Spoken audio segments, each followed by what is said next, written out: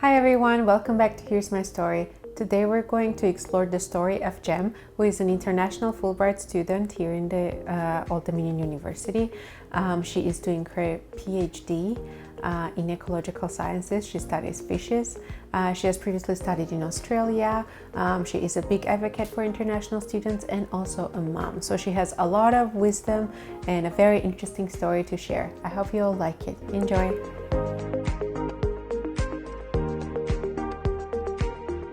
Hi, Jem.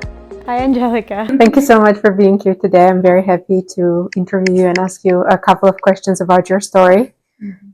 Are you ready? Yes, I'm ready. I'm excited too. Can you tell us a little bit what you're doing nowadays, what you're studying, what you're interested in? So I'm currently a sixth-year PhD candidate at Old Dominion University. I am in the Ecological Sciences program. It's a very broad program if you think about it, because the title is Ecological Sciences, but more specifically, I am studying fishes, particularly looking at the extinction risk of fishes. So I'm really interested in finding out whether these fishes are more likely to disappear in the future. And so there are a lot of ways to look at that, at extinction risk. One of the things that you could do is you could look at their life history characteristics, like how much eggs they lay, how big they become in the future, which might have an influence on whether in the future the population of this fish could disappear. So that's one approach that I'm looking at. I'm really interested in looking at different approaches. So the second approach that I'm using is genetics. And so if you think about, DNA, which is the blueprint of life, a lot of people use it for different things. So like CSI, if you're into CSI, those suspense series on TV, right? They use DNA a lot to identify someone or something. But in our lab, we use DNA to look at changes at the molecular level. So we're using DNA, particularly using that to look at genetic diversity and seeing whether populations of fishes have been affected at the molecular level. So these populations, like you can count them, right? You could say in the 1900s there were 100 fishes, now there are only 50. So you count them, but at the genetic level we don't know how they've changed. And so one idea is that if they become less genetic diverse, that's usually a sign that they may become extinct in the future. And I can bore you about that, but basically those are the two approaches that I'm using. So looking at life history and then using genetics to determine if a fish population will eventually be extinct. But I'm particularly looking at aquarium fishes. So if you're familiar with Finding Nemo, Finding Dory, those movies, Yes. I'm interested in those fishes because the Philippines, where I'm from, is one of the top exporters of these fishes, and the US actually is one of the top importers. So if you go to an aquarium or a zoo where they have some saltwater fishes, most likely some of them might be coming from the Philippines. And so that's one of the interests that I've had ever since I started working in the Philippines. And so I thought, maybe I should study something like that for my PhD. So that's what I'm up to now. Wow, that is so interesting. And it's funny that you mentioned Finding Nemo or Dory, because that's where my knowledge of fishes is. I know those cartoons and I know I can eat some of the other fishes, but that's pretty much it. So how did you come to be interested in studying this? Because it's not a very, typical, I would say, thing. Like, when did this begin? Yeah, so maybe I'll start with my interest in Finding Nemo first. So it came out, because I must admit, I got into the aquarium fishes because of that movie. Wow. The movie came out when I was in college. I think I was second year college. I watched the movie. I really identified with the character, with Nemo, because I had protective parents. So that was the first start. I feel like sometimes I'm like Nemo. And that's why if you look at my Instagram page, it's Finding Gemo, because I feel like I relate to that, having protective parents. But kidding aside, and that story aside, there was a time when I was in the Philippines, I started working with a local nonprofit it was a conservation nonprofit, and one of the things that I got seconded to was a national assessment of coral reef environments in the Philippines. And we were looking at the status of fishing in the Philippines as well as coral reefs. And throughout that 3-year project, I was able to talk to fishermen, and aquarium fishing was one of the livelihoods that relies a lot on coral reefs. And so when our PI, our principal investigator, asked, what study would you want to focus in? I thought, oh, there's not a lot of studies in the Philippines about aquarium fishes. Maybe that's what I should do. And plus, I like Finding Nemo. So that was basically the start of it.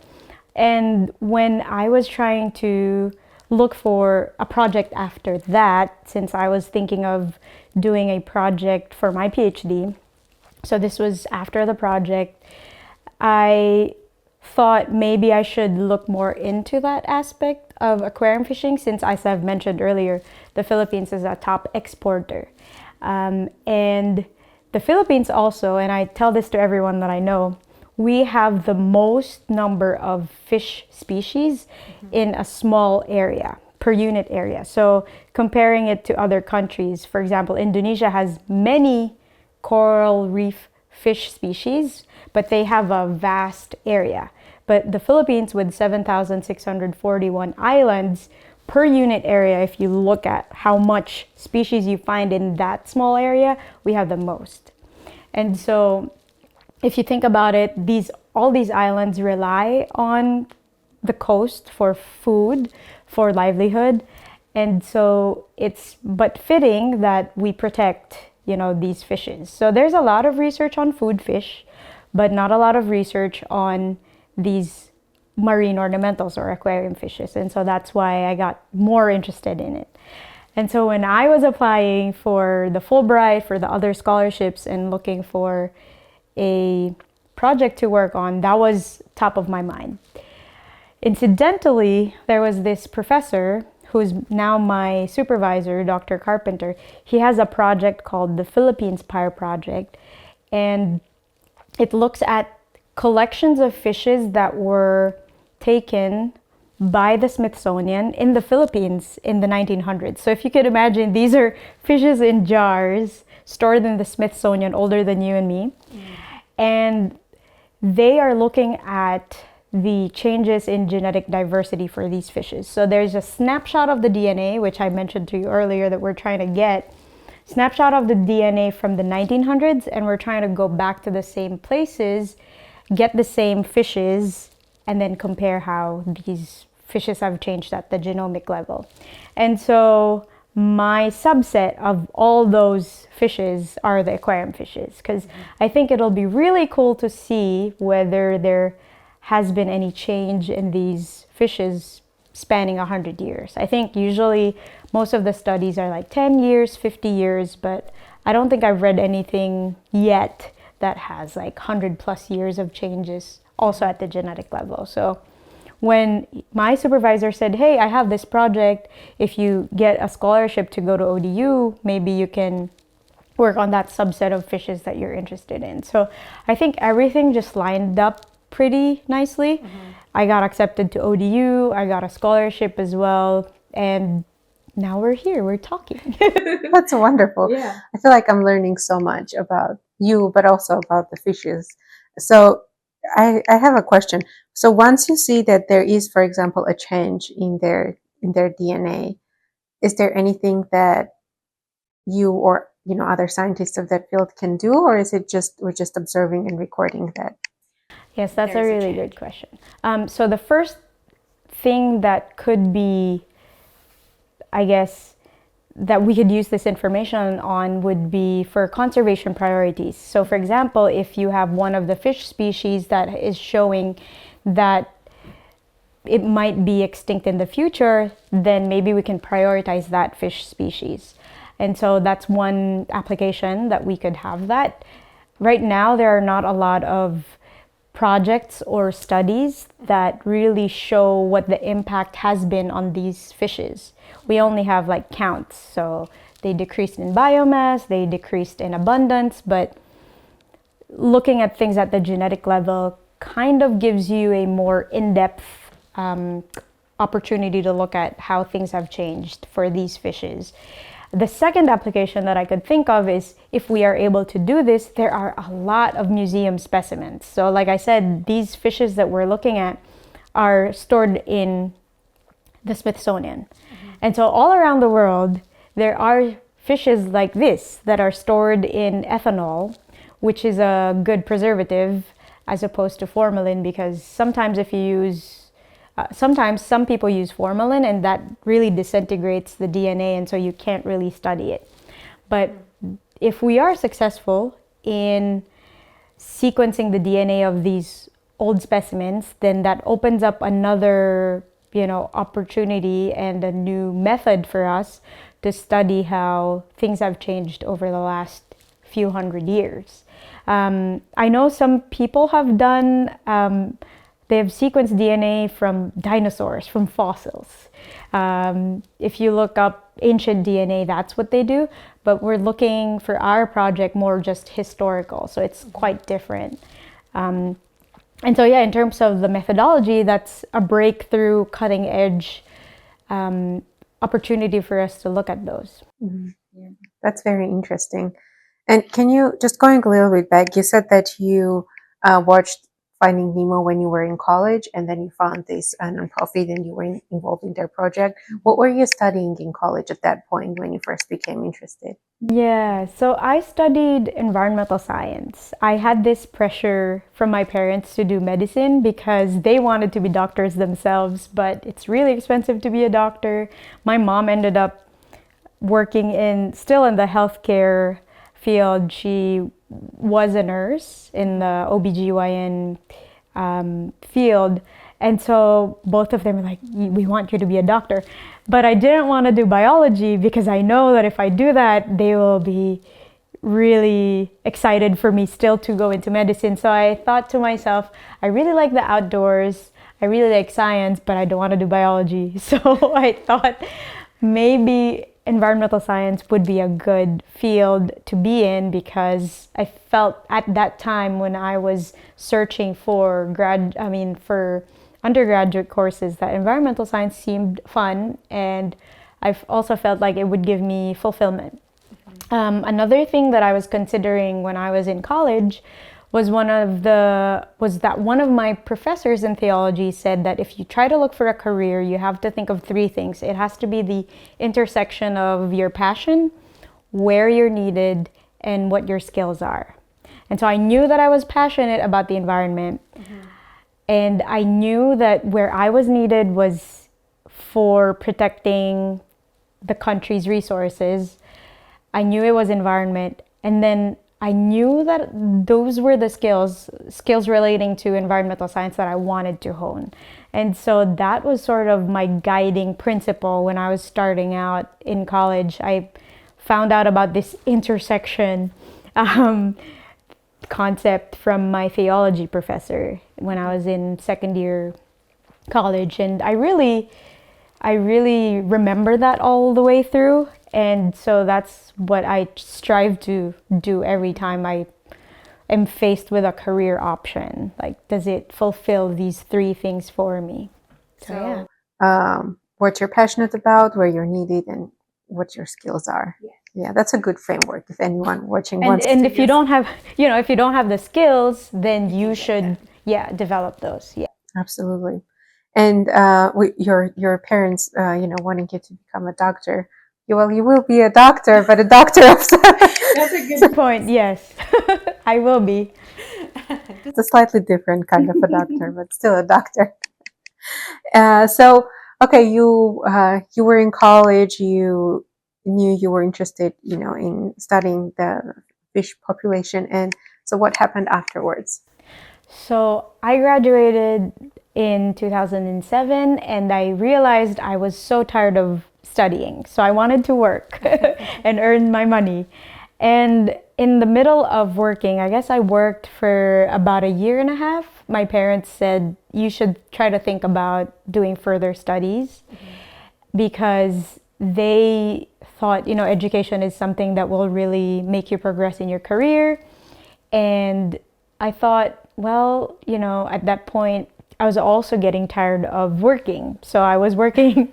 It's really a cycle. Like you're in school, you can't you can't wait to get out of school, and then when you're out, you kind of want to go back. So after a year and a half of working, my dad saw an ad in the newspaper, and he said, "There's a scholarship that's looking for applicants, and this is the Australian Leadership Awards." And so I tried that year, and I didn't get in. So, and it's also funny because I knew that I wasn't gonna get in, because they called me and said, "Hey, your application is missing something. You have to have your stuff notarized.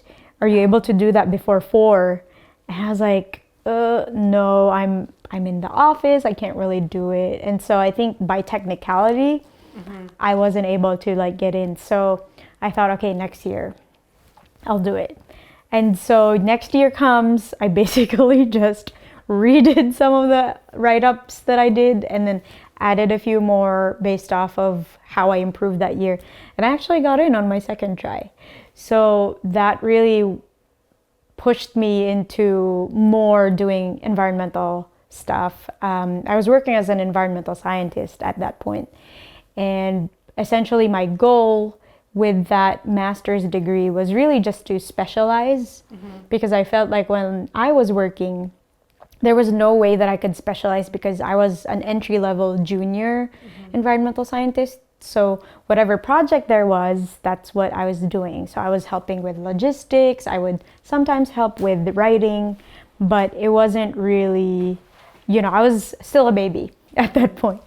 So I thought that it was a really good next step to do my master's at that point. Okay. And so, how was Australia? How was it your first experience studying abroad or living alone so far from your family? Yes, it was my first experience to be away from my family and also study abroad. I was only there for 2 years. It really felt quick, to be honest. Also because in the middle of the 2 years, I also went home. And so if you could imagine, I got there, the school year usually starts in February. So I was there in Australia, January. Come December, I went home for Christmas. And then January the following year, I came back and then did another year. So it was really quick. I feel like by the time I was settled, I was already leaving. Yeah. And so it went by really quick. And I feel like when I was there, though, I really got to know myself, because like what I mentioned earlier, it was my first time abroad. It was my first time to be away from my family. And it really pushed me to get to know myself, get to know what motivates me, what makes me, get up in the morning to do my schoolwork. And I actually also got into sports. So I wasn't really sporty at all. I wouldn't claim to be sporty before that. But when I was in Australia, everyone just knew a sport. They would be good at swimming. They would have a sport at least. And so I took that opportunity. I was already 24 at this point, and I tried soccer. They call it soccer there. And so I really had fun, but it was a bit awkward because I literally had zero skill at this point. I just really wanted to be there and learn. And so I really had fun. I found a group of people that were willing to help me out. And I really got into soccer. That after I came back to the Philippines, I really sought other opportunities to play soccer. Although I kind of regret not getting into it earlier on, because if you could imagine, like, you're already in your mid-20s and you're just discovering this sport, obviously there's a lot of catching up to do. And so I got into a lot of stuff, surfing also, because there was a surfing club. And then I also eventually I went to the gym for the first time when I was in Australia. So that was a really cool experience for me. Wonderful. I want to ask you a question. You mentioned you went back home a year after you went to Australia. And, when I first came here as an international student, I came in August, and then everyone was asking, so are you going home for the holidays? And I had this feeling that if I went home, I would not return because I was still adjusting and I was still getting used to where I was. So I felt like I'm barely getting somewhere. If I stop and leave, go home, coming back again is going to be very, very difficult. So, but you did go home a year after you were there. So how was your experience with going back and returning? Was it any more difficult to come back to Australia, or you felt good about it? I think just because of my personality, I didn't really struggle that much in terms of adjusting. I'm pretty enthusiastic about anything. So if you take me somewhere, my mindset is always, yeah, let's do it, let's go. I want to try something new. What made it more difficult, I guess, was packing. So when I was about to leave, I told my friends, how do you pack, your life to go to a country where you've never been to? They have 4 seasons. Melbourne, where I was at, has 4 seasons in a day. Whereas in the Philippines, we only have summer and like rainy season. And so that was one difficulty. The other difficulty was when I came back, I didn't know like what to bring. And then, Filipinos, we like giving gifts. And so I was just busy, getting gifts from Australia to the Philippines. The hardest part when I also came back to the Philippines was meeting all my friends. I wanted to make time, but it just seems like you don't have the time. I think that for me, the 1 year that passed, because like I mentioned, I was there in January. By the time it was December, I was just ready to go home. So it was a good balance of missing home, and also I feel like I've had enough experience in Australia to kind of learn how to deal with things. So it wasn't as difficult because, like I also said, 2 years came by pretty fast, and I was able to still talk to my family at that point. The Facebook was pretty new back then, but you could always call on Skype. So Skype was more of the thing. So it didn't really make me as homesick as I would have been.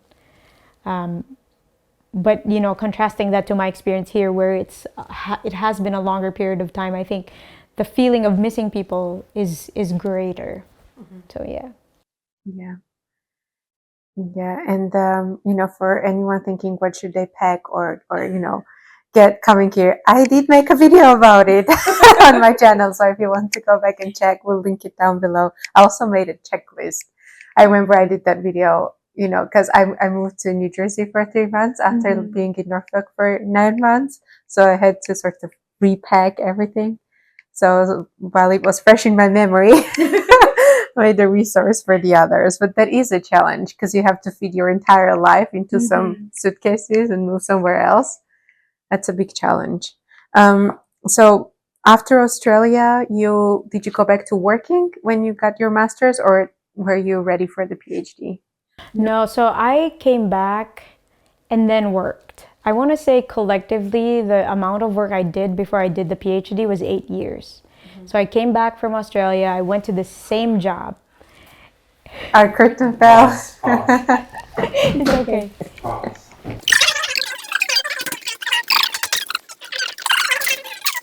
So after you received your master's in Australia, did you go back to working, or did you immediately start applying for your PhD? So I've mentioned earlier my love-hate relationship with working and studying. So after I finished my master's, I just wanted to work again. And so I worked collectively, I want to say it was 8 years between my master's and my PhD. So when I came back, I went to this same job that I had before I left. So I was still working as an environmental scientist, but then I got this opportunity to volunteer for a month with a local nonprofit. And this local nonprofit was called Coral K. Actually, they're UK based. And so what they do is they train people who don't have any background in science. They use citizen science to monitor marine protected areas, or areas where you cannot fish. And so these areas are around the Philippines, but they had one place in southern Leyte in the Philippines, and I was there for a month volunteering. And so that experience really opened my eyes to the value of having your community and using resources to raise awareness within the community, and using that to determine marine conservation goals. So living there with the community for a month with other volunteers, mostly foreigners, was really an eye-opener for me. That after that, I told my bosses, after I went on vacation for a month, I wanted to get more into marine science. And so I was met with speculation and negativity. My boss was like, I think you're gonna have a setback in your career for 8 years if you want to get into that. But if that's what you really want, then you should pursue that. And so after that, I tried to do projects where we would do more diving or things related to marine science. But like I said, if you're working in a corporate company as a junior, you're only really dependent on what projects you have. And so because of that, I thought maybe I should look into other jobs that would give me that experience in marine science. And so I quit that job, and then that's how I ended up in the nonprofit Haribon Foundation, where I worked on a national biodiversity action plan. So we were looking at priorities for the Philippines for conservation, not just fishes, but generally conservation planning. And then I got seconded to that project where we were working with fishermen and looking at the status of the fishing livelihood across the Philippines. And so throughout that time, I really shifted, because when I was in my master's, I was more working on mining companies and mining issues. And then when I pivoted to this marine science field, I sort of had to really let go of those old contacts, and I had to pivot to focusing more on this. And so it took me a while. It did set my career back 8 years, but I'm really not, worried about it, or I wasn't worried about it at that point, because you really have to start from somewhere if you want to get somewhere. You have to start at the beginning if you need to. And so that's what I did. And throughout that 3-year job that I did with the nonprofit, I was really able to discover a lot of things about my country. I learned a new dialect when I was traveling, because I speak a different language. Growing up from the city, these remote areas that I went to in the Philippines spoke a different dialect. And so just doing that project for 3 years, I sort of learned how to speak in a different dialect already, because they would sometimes hesitate to speak to people who speak a different dialect, even if we were both Filipinos. So that was really a great experience for me, to be able to travel, to be able to help with research. And I think that it really helped me appreciate the beauty of our country, our resources, and then really see how life is really different in, areas that are remote and where people have their livelihoods that rely on the environment. Because I grew up in the city, and so I don't really have an idea of how things are, when you're a fisherman, when your family just relies on fishing for a living. So that was a really great experience for me. And so that Let's see how it looks without it. okay. And so that experience of mine working for those 3 years really, I think, made an influence and an impact on me. So when I was looking at studies that I wanted to do for my PhD, there was more ownership, I want to say, because it came from my experience prior to that. And I felt like that was where I was really needed at that point. That's great. And throughout your story, I see this bravery and courage of you to just start something from wherever you are, like playing soccer when you're 24, or changing your field of study, even though people tell you, oh, it's going to set you back, or, you know, um, and telling you what obstacles and challenges you will face, and not the encouragement.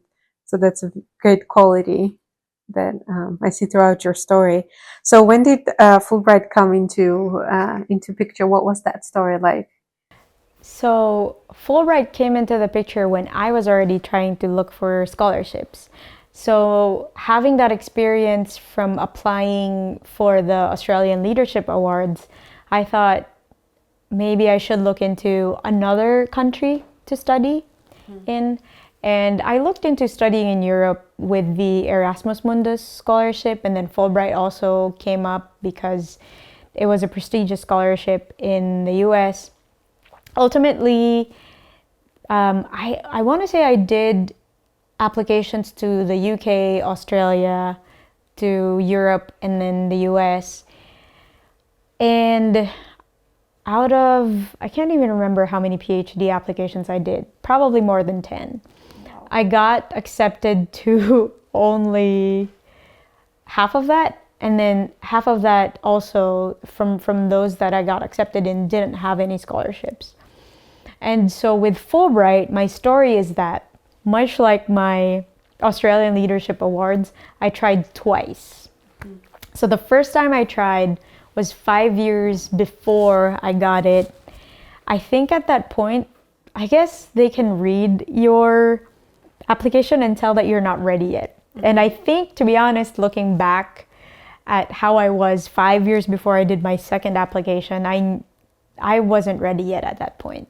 This was when I just discovered I wanted to get into marine science, and I really didn't have that much experience. But after I got my first rejection, I thought maybe I should use this experience to change how I do things. Like, I remember reading a quote where if the plan doesn't work, you change the plan but not the goal. So my goal was to still do a PhD because I saw in my job that those people who were the principal investigators had the PhD. And so if I really wanted to move forward with my career, I really needed a PhD, in the Philippines at least. And so when I got rejected the first time, I thought, what can I change? And so I changed how I networked. I made sure that I was going to conferences through that job that I had as a research assistant, presenting our research, widening my network, and then also gaining experience in marine science. And because I had that experience with the fishermen too, I had a story to tell, and I had a better appreciation of what I needed to do and where I was called to help in.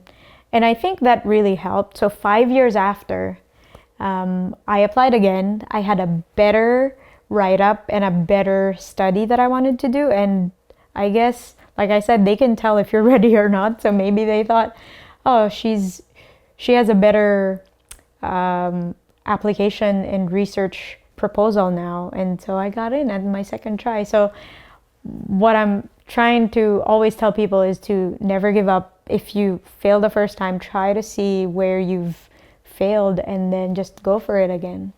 And there's other scholarships too that you could try, not just Fulbright.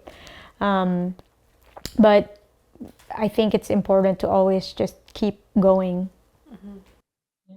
Yeah, that you can always learn a lot from the opportunities that you don't get, because it shows where you lack. So it's like you receive a valuable piece of advice of what you need to change and what you need to improve.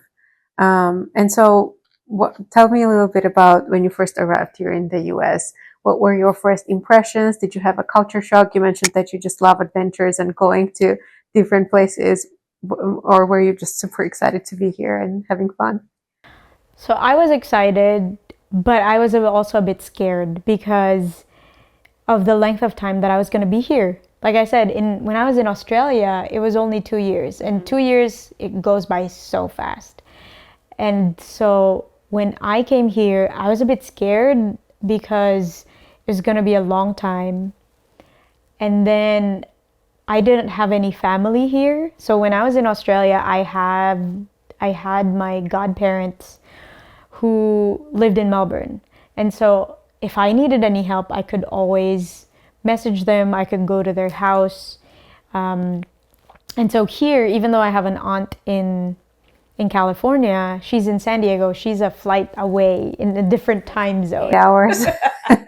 And It's like another country. Exactly. It's very expensive too.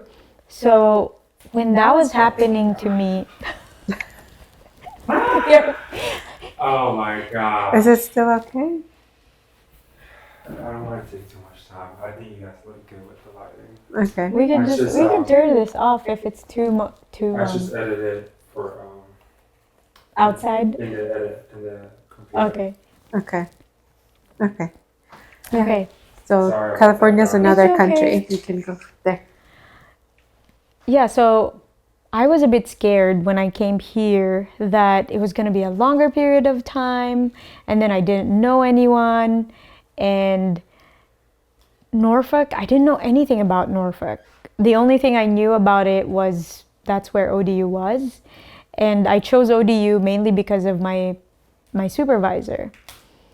And that was it. I didn't know what to expect. Okay, that's the last one. They won that. Okay. Sorry. So I didn't know what to expect when I came here. And even though I'm a type of person who's very enthusiastic and willing to try a lot of stuff, there was a bit of,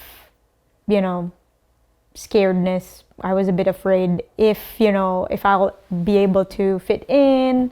But surprisingly, when I came here, there was a very great set of people within the international community that I was able to find. And then I also discovered that there was a big Filipino community, Filipino American community in Virginia Beach, not necessarily Norfolk, but because Norfolk is a melting pot of a lot of other cultures too, it was surprising for me to find a Jollibee even in Virginia Beach. So I was really pleasantly surprised. And then I guess like the transportation isn't as good, which was a downer at first. But once I got my bike and I started exploring, it really felt like I gradually became at home. So it was really finding that community and being able to discover your neighborhood that really paved the way for me to feel more at home. There's not a lot of, when I was the only Filipino international student. And so that was one of my other struggles. There are a lot of Filipino Americans, but they're domestic students, and the struggles that they have are quite different from international students. I felt more like I was very Filipino when I came here, which is ironic. And I don't know how other students feel about this, but when you grow up in your home country, you don't really feel as nationalistic as when you actually move out and you're the only person with that nationality. And It's like you're representing the entire country. exactly, which is like not really, sometimes it could be pressure, but at the same time, I find myself making it a choice to be a Filipino at this point. For example, with the food you're gonna eat today, are you gonna be, eating Filipino food or just normal, food that is available to be bought in the grocery store? And so that was quite an interesting discovery for me. Yeah. And do you have any advice or tips for anyone who is just arriving into a new country, how they can find that community? How can they, get involved? I want to say start with what your interests are. So what helped me when I came here was I looked for a group of people who were playing soccer. So I got into the women's club soccer.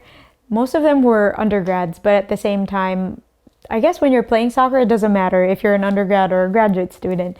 And I really felt like I was able to understand what the struggles are of undergraduate students at that point, because I would play soccer with them and, things about school would come up.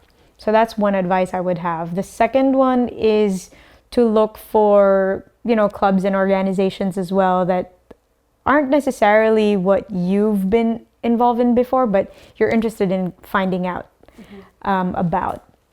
And then the third one would be to also, mingle with the people in your cohort for your course, because you're going to be going through the same stuff with them. It doesn't matter if they're, domestic students or international students. It's always good to have people in the same course who you can be friends with as well, because at the end of the day, and I tell this to other people, you're not really going to remember the courses that you took or that you got a 4.0 in this subject. What you're going to remember is the people you were doing the class with, your experiences, and what you did while you were here. It's good to have a 4.0, but really, after everything, when you graduate, it's really the connections that you make, and it's really the stuff that you did that made you really fulfilled, that would really matter more. Yeah, that's true. And so what are some of your most memorable and cherished memories and experiences that that you have accumulated so far? Okay, I have a lot because I've already been here for 6 years, but one of my cherished experiences was going on trips with the women's club soccer to go to different schools and universities to play. Like, I found it fun to wake up at 6 a.m., travel for 2 hours to a different location, play soccer, lose, but still have time to eat good food along the road. And I really cherished those moments because you don't really think about anything else other than like playing, and then you come home and you're like, oh no, I still have homework. But it was fun to be able to travel. The second thing that I really cherish the most are the events with the Global Monarch Club, or going to Global Student Friendships Tuesday luncheons or the Friday fish dinners, because that's really where you get to see other people who are also like you, international students, and then also meet domestic students in that circle. Basically anything that OIR also has are fun memories for me, like the Global Gala. OIR is the Office of Intercultural Relations. Yes. And so those things are, like I said, what I remember. I would often remember like small little things from classes, or I guess like I also cherish the time that I first started teaching ichthyology, which is the study of fishes. And it usually goes on Wednesdays, and it's so tiring, but I kind of miss it now because I don't teach anymore. It's very fulfilling to be able to work with students at a higher level. So I've been teaching this 400, 500 level class, and seeing juniors and seniors, undergrads working towards their degree and being able to learn complicated stuff kind of really made me feel fulfilled, because eventually, because of that course and my assistance to them, they were able to learn something. So those are a few of the things that I really cherish throughout the 6 years. Yeah. That's wonderful. And so you say throughout the 6 years, so you were also here and a student during the pandemic and the lockdown. What was that like? That's definitely something you can't forget. Yes. That was really crazy because my family in the Philippines was also obviously on lockdown. And so being isolated here and having your family also isolated there, and my brother is a nurse. So he was actually working in the COVID ward, and my parents they are senior citizens. And so it was pretty crazy. You're back here worrying about your safety, but you're also worrying about your family. And so that was really tough because I was also teaching at that time, and everything basically stopped. And I feel like that was I've kind of erased that in my memory because there was a lot of things happening. We didn't understand what was going on. There were a lot of Zoom meetings. I had Zoom fatigue. Everything had to be pivoted to remote stuff. And so it was a bit difficult, but I guess like because we were in the US where technologically internet is better, there's a lot of technology that you could use. Even the general bio subject that we taught, we had them doing online modules. And I think that if I was in the Philippines, we would never be able to do that. And so it was kind of a blessing for me that I was here, but at the same time, I was really worrying. And so I think it happened at the point in my PhD where I was done with courses almost. And so it wasn't a lot of adjusting for me back then in terms of the courses, but it definitely affected how people became involved.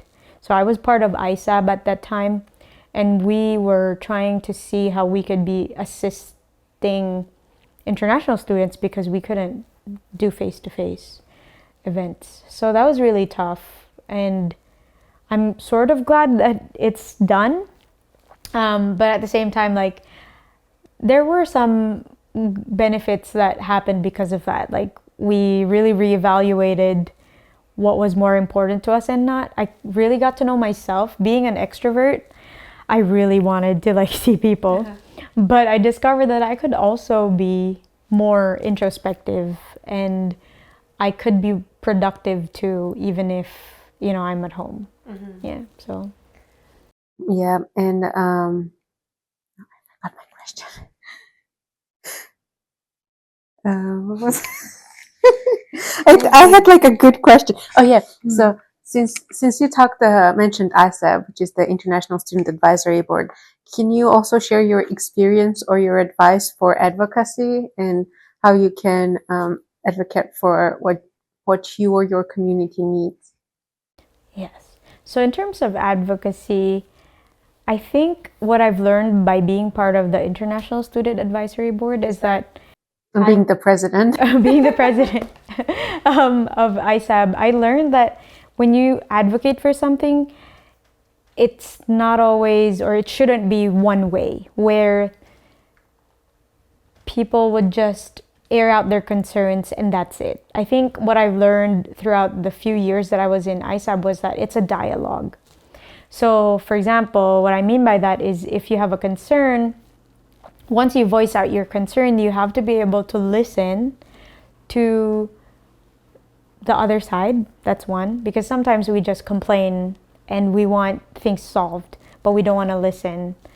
The second is to advocate, but also think of a solution. So when we ask for something, for example, we ask for, let's say an issue would be lower health insurance fees, right? It's not enough to just give a complaint. You also have to understand the situation, hear what the administration has to say, and also try to look for solutions.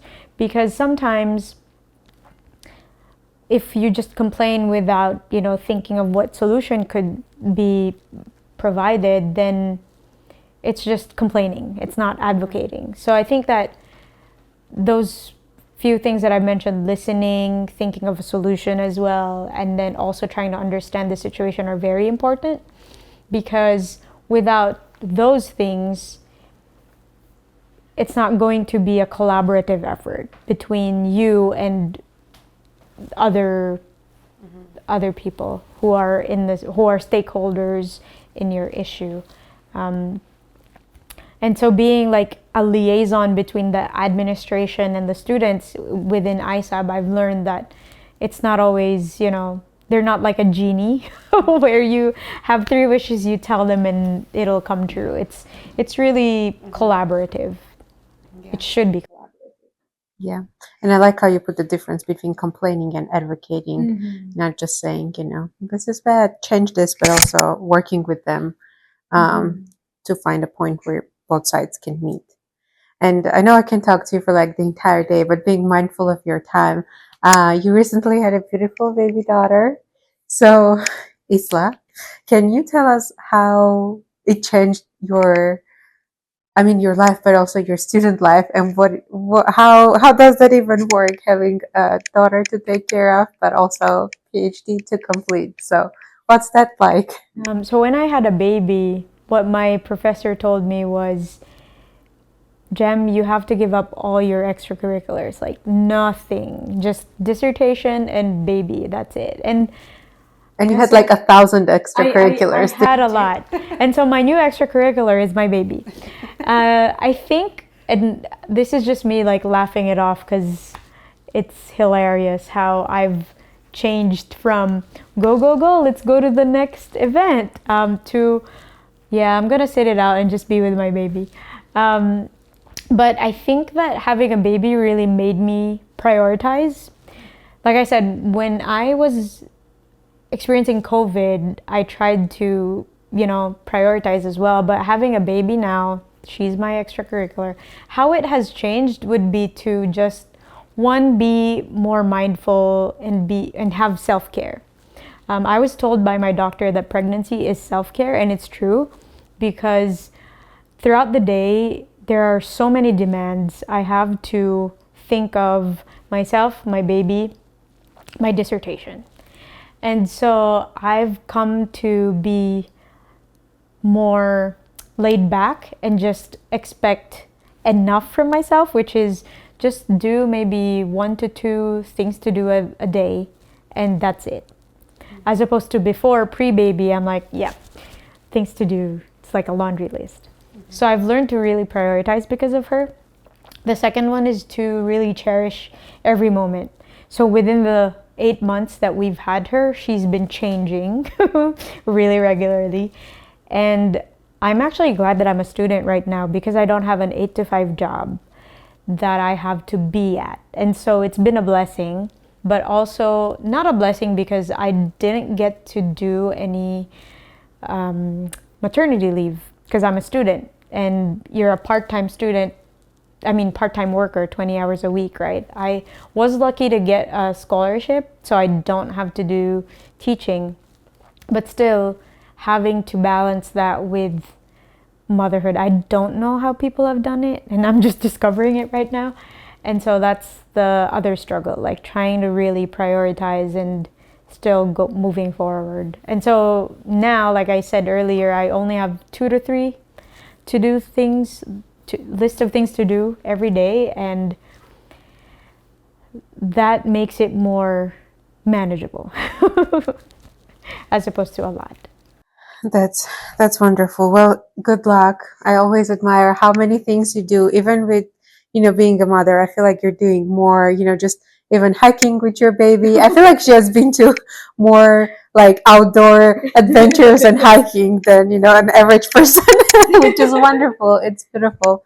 And, I'm very excited to keep following your wonderful journey. Thank you so much. You're welcome. Thank you all so much for watching this video. If you like it, please leave us a comment and share this video with someone who you think would benefit from it. If you'd like to follow Jem, her Instagram handle is @findingjemo. We'll leave it in the description box below. And I hope you have a great week, and I'll see you next time. Bye. Bye. That's good. Yes.